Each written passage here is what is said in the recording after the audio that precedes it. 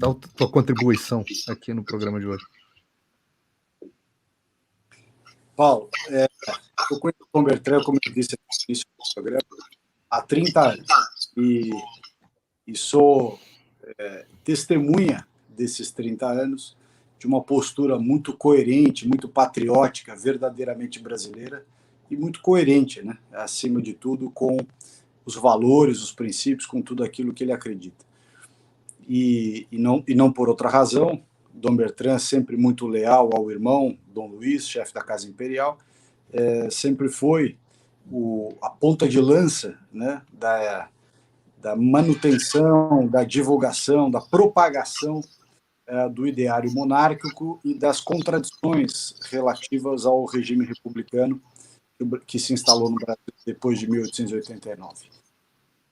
Uma das coisas que nós pouco conhecemos, e o Paulo tocou numa parte, eu ia perguntar a Dom Bertrand como foi efetivamente a reação, né, do imperador e da princesa Isabel, do Conde de Dreux, quando receberam efetivamente a notícia lá em Petrópolis, já respondeu uma parte disso, aquele episódio triste da nossa história em que se forçou a saída da família imperial no meio da madrugada, né? Aquilo, imagino que tenha sido uma coisa muito ofensiva a uma família e a um imperador que dedicou tantos anos da sua vida ao Brasil, ter que sair no meio da madrugada, né, praticamente escondido, efetivamente, escondido por eles, né, não por ele próprio, para não causar comoção social. E, por outro lado, como foi, nos anos subsequentes, a mobilização dos monarquistas em torno da família imperial quando já instalada na França, né? Dom Bertrand nasceu na França, veio para o Brasil menino, ainda estavam na França. Então, se Dom Bertrand puder contar um pouco isso, acho que os brasileiros têm muita curiosidade em saber, e eu me incluo ainda. Primeiro, sim, para o imperador foi um choque. Quando foram transmitir a proclamação da República, ele manifestou sua desconformidade com a proclamação da República.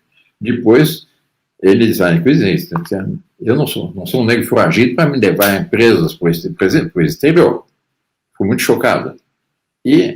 Mas, infelizmente, ele não reagiu, porque, inclusive, o general Hermes da Fonseca, não o Hermes da Fonseca, futuro presidente, mas o Hermes da Fonseca, irmão de Deodoro, quando o vapor estava passando perto da costa da Bahia, sugeriu que eles embarcassem na Bahia e lá restaurariam a monarquia. Infelizmente, mais uma vez, o imperador negou.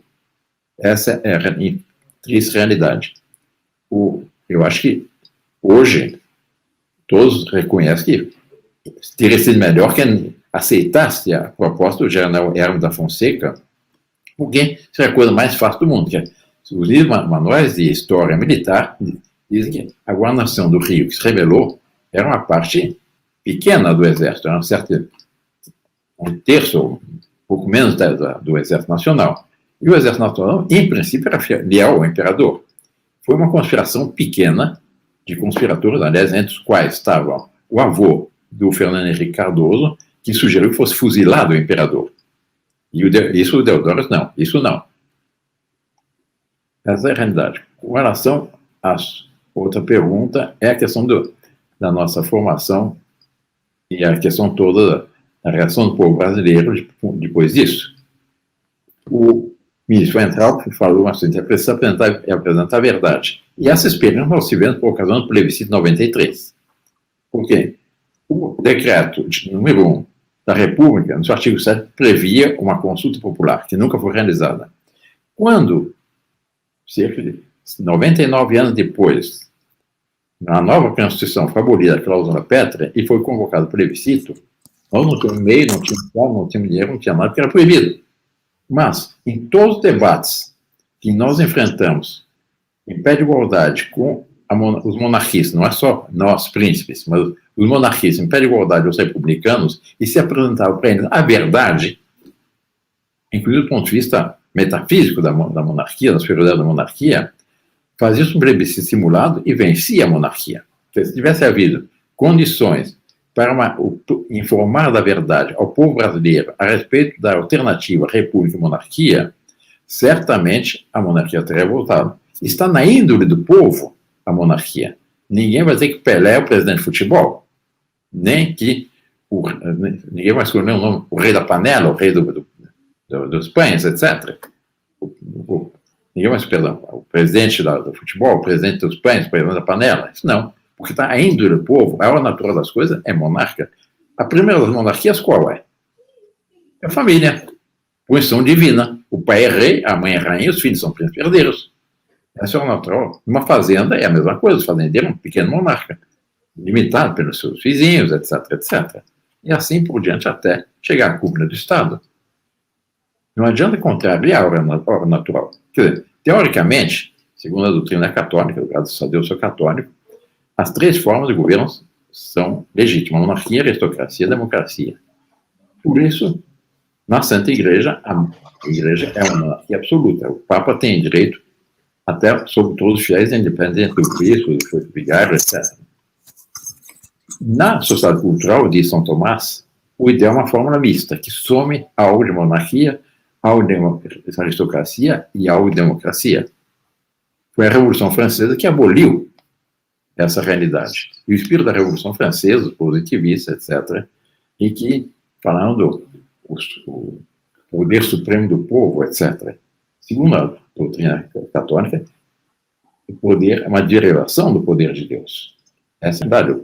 O direito é um pai, não houve eleição para pai. De onde vem isso? Ele vem da ordem natural, isso é da boa ordem pós-poder na criação. Não adianta negar essa realidade. Isso é que ele precisa esclarecer. E quando se mostra isso no auditório, as pessoas não, isso é isso mesmo. Algum tempo atrás, foi uma palestra no Paraná, numa universidade, faculdade de Direito, e o diretor, naquela conversinha de antessala, me perguntou, mas sobre que prisma Donald vai apresentar a monarquia? Eu disse, olha, eu vou apresentar a monarquia, não só porque mais deu certo na nossa história, mais dá certo hoje em dia, etc, etc. Mas, sobretudo, a forma do governo melhor corresponde à boa pós-poder na criação. O diretor me perguntou, mas Dometran, me permite uma pergunta indiscreta? Eu disse, pois não, professor. Dometran não é vaiado depois dessas coisas? Não, o senhor vai ver. Eu fiz a palestra, eu nunca tinha tido contato com esse pessoal, faculdade de Direito. No fim, aplausos, etc., tudo, que não tirar fotografias, e gostaram muito. Essa é o natural. Para pôr um pouco sal no fim dessa palestra, um professor comunista começou por perguntas utópicas. Eu confesso, eu como anticomunista, achando nada mais delicioso que bater na cabeça comunista. Bater ideologicamente, mas bater.